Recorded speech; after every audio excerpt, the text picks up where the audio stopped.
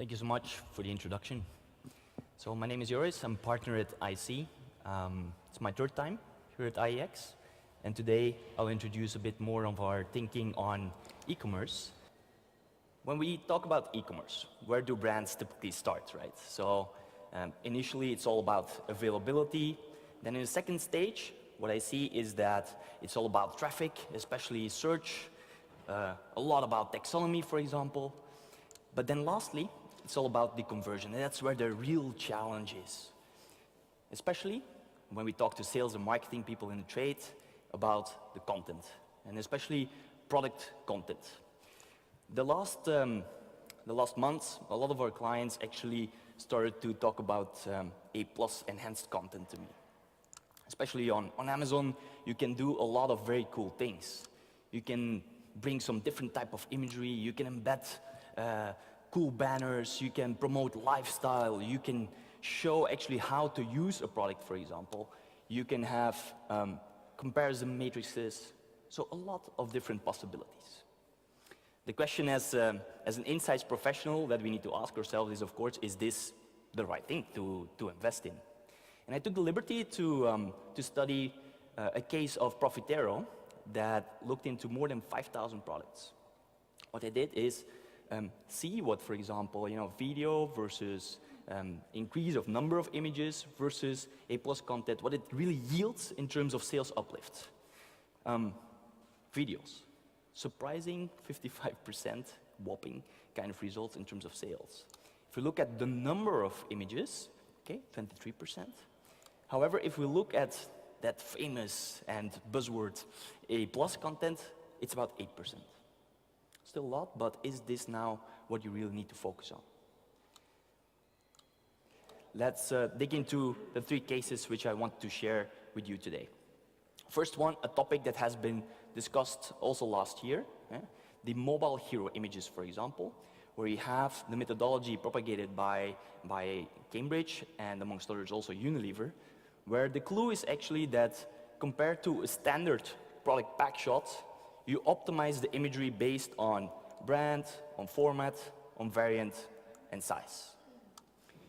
According to our internal work, that yields quite a bit of sales, even with bestseller products, such as the J&J product here displayed.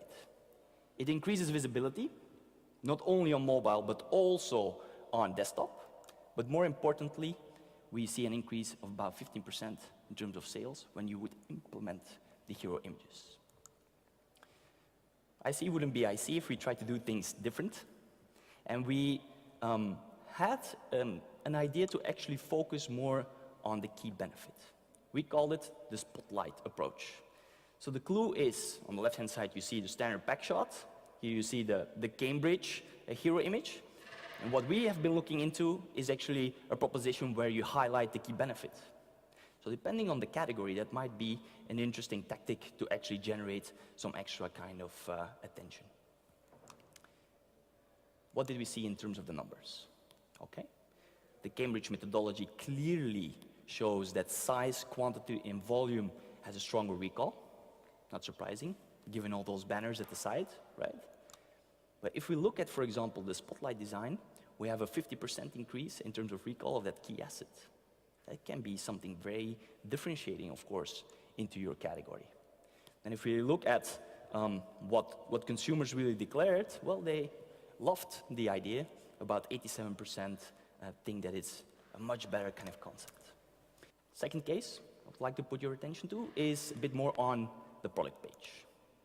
Product page of Walmart here with Tide, one of the pages that we have been studying.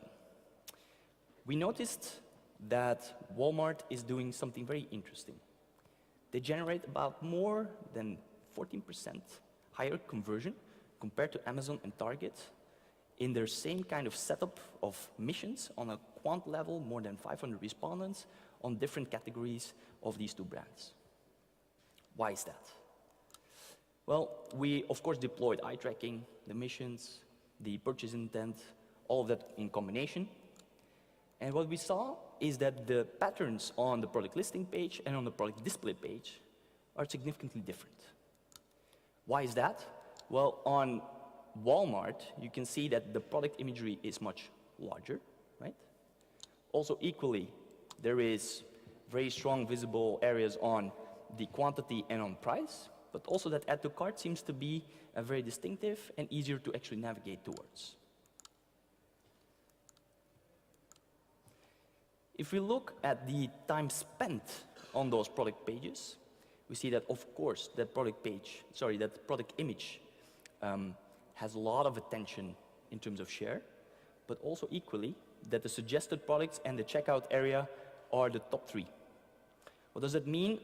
If we can navigate towards the suggested products in terms of a bundle or even a promoted product, we have a very high opportunity to generate some extra sales. Or when we look at the checkout area and we can match that with subscriptions or promotional offers just below it, for example, depending on the type of product page, it has a lot of potential again to generate new conversion. No? Clue here, just like in the hero imagery case, here are different possibilities depending on the retailer's environment, depending on your category and subcategory, there might be different tactics that you can deploy. Third case I would like to embark you on is, well, when a retailer is actually changing the layout, it offers a window of opportunity to deliver some extra nudges to your categories. In this case, Walmart's old website more or less looked like this. The new one, the new design, more like focused on the experience. What we noticed when testing series of different categories is that there is a strong difference in terms of navigation towards those product pages. Less search, initially about 71%, drops towards 58, yeah? So initially more like an Amazon style of navigation, going more towards a category-based kind of approach. Yeah? Not fully, of course. And that delivers, again, new opportunities to actually publish and communicate on those different steps. Success rates slightly dropped, which is not abnormal when there is a strong difference in terms of the layout. It's new to many consumers. Time spent drops. In groceries, that can be a good thing. So it becomes more efficient to actually navigate towards your categories. And lastly, the number of steps increases. So on those different steps, you can actually build your communication hierarchy differently. All right? Make sense? If we ask respondents how they feel about that experience, which was the actual goal of the new layout of Walmart, then it seems that the most disruptive areas are on the enjoyable elements, on relevant information, and appeal. So the website becomes less of just a search engine delivering directly towards a product, or maybe something more aspirational, something more in terms of experience. To the future, I'm sure that chatbots and other elements in terms of interactive kind of consumer proposition can be possible also here. Oh. What it means to you as a brand is that it offers, again, different options based on your category and subcategories to focus on that information, to focus on that appeal, and to drive maybe more of an experience instead of purely a transactional kind of journey. Key takeaways for today. A+, a lot of buzz, but is it really the topic that you want to focus on and put your dollars on? I believe very strongly that you need to understand the behavior of your consumers, depending on a different type of retailer's environment. Get your hero imagery right, for sure. The strategy and the typology can be very different. Again, depending on your product, the product assets might be a spotlight kind of version that might trigger more. Look at the product display page, so the PDP.